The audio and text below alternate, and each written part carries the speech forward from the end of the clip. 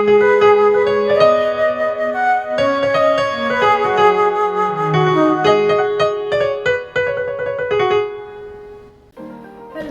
welcome to yet another episode of Live and Let.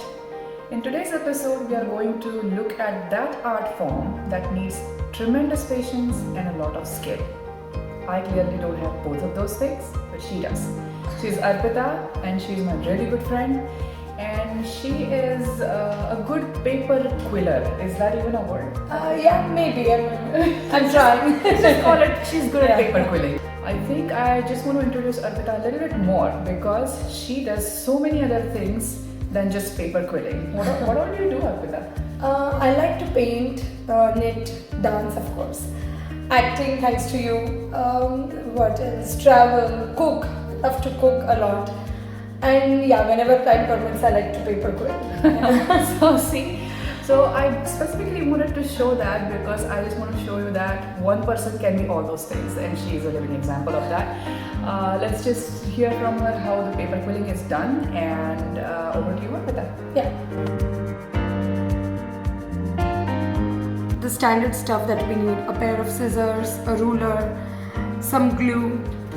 This is a paper quilling tool. So if you buy a paper quilling kit from the market, you will get this tool. This has a slight slit at the top for you to hold the paper. This is more like a pointed tool. Now if you see, this one says it's quilling paper. This is 1/8 of the inch, the width. So it depends on different types. You get different types of width. 1/8 is like a typical comfortable width, I would say. Once you open this packet, this is how these strips are. Basically, you remove each strip according to whatever color or whatever project you're going to make, and you start quilling. This is the quilling tool that I was talking about. This one has a slight slit at the bottom, if you can see it in the video. Basically, I have made small pieces of this quilling strip that I have. I'm going to insert one in here and then just start rolling it. If you see, I'm just rolling it. Now this is the basic shape that we are talking about. This is called a coil. I'm going to stick it up here with the glue. Okay. So this is nothing but a roll of paper. Can you see this? Yeah. Whenever you are making any kind of shape in quilling, most of the shapes, I would say 70% of the shapes all start with this coil. Okay, then it's basically molding those coils into different shapes using your fingers. For instance, now we have a circle. I'm going to just prick it here, and then it turns into a teardrop. Oh, that's really sweet. Okay, so for instance, you can have 5 of these and put together and you have a flower.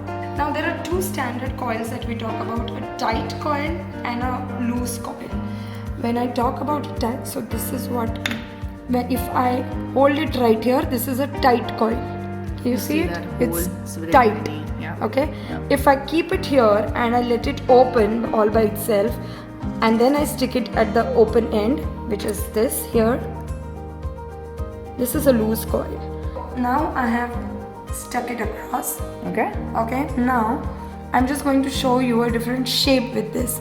So for instance, this is what I did here, and then I'm going to put this in here, and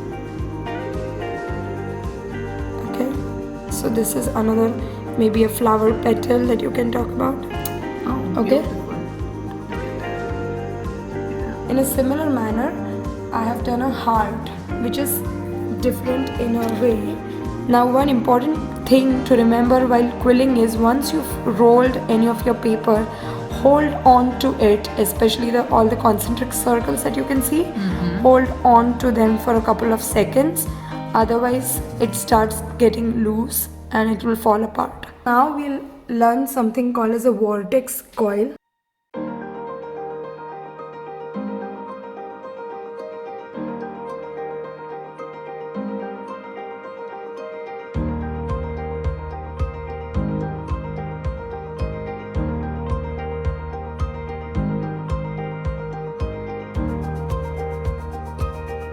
here these are again flowers. This is a teardrop. Teardrop is one of the shapes that is used a lot in quilling, because you can make a lot of things with this shape, that is flower petals, leaves, what else, raindrops, of course.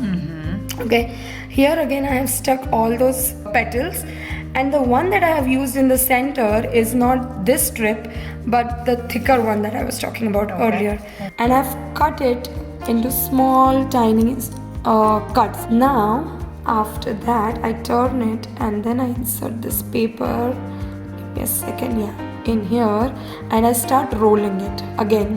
I'm just making a coil basically, and I stick it on to here with the glue.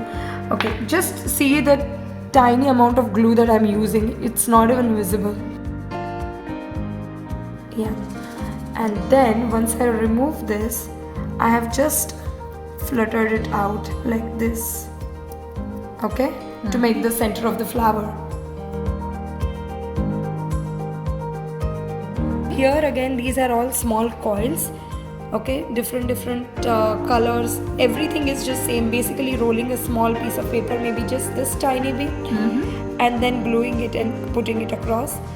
Again, the pink and the red ones here, there are maybe a little bigger, maybe this much big of a strip that I used, and then I shaped it into a triangle. Okay. The rest of the frame, which has sort of a sun rays pattern, it's just basically cutting a piece of paper. Say instance this is a paper, and I have just used my hand to get that curve onto the paper and then just stuck it across like this. Here again, this, if you see, this one is a comparatively easier one because these are all straight papers. Just using my hand, I have just shaped it into different curves and put it across. The one here, this has lots of coins, if you see. So basically, this is again, I'm going to show you, for instance, the blue paper that we've been using across.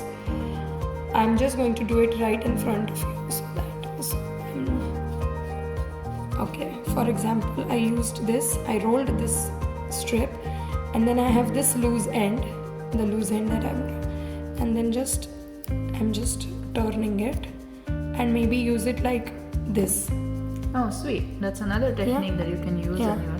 I see here, this is a different type of that's exactly the corrugated one. Yes. So this is what they call a crimper. Basically, if you see the hair that I have made here for this girl, the hair, I have used this paper. So basically, you just put this, the tool, you put this across this paper. I'm going to put it into here. There are two sizes. One is more delicate one, and the other one is a little thicker one. I'm going to just put it across in here and start rotating this. So the paper is going to be crimped out. Wow. This does add a lot of dimension to the paper already. I mean, instead of just quilling a normal one, you are quilling a crimped paper.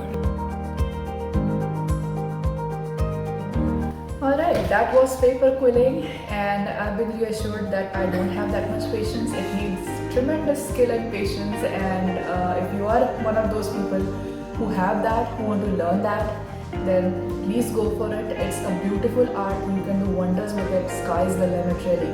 And it's all in your imagination and colors, beautiful colors. And I really wanted to take this time to thank Arpita for coming onto the show and showing us all these wonderful things with paper quilling. I just started, I just googled it and I saw a lot of YouTube videos. That's how I learned it. Once you know the basic patterns, the shapes, it's up to you what and how you can mold it with your fingers. But it's fun. It's a lot of patience, but it is definitely fun. Once you have a ready object in front of you, it is fun to see how you've put it together. So on that note, thank you again, Arpita. Thank you. And let's end this episode. And until the next time, Until we take care.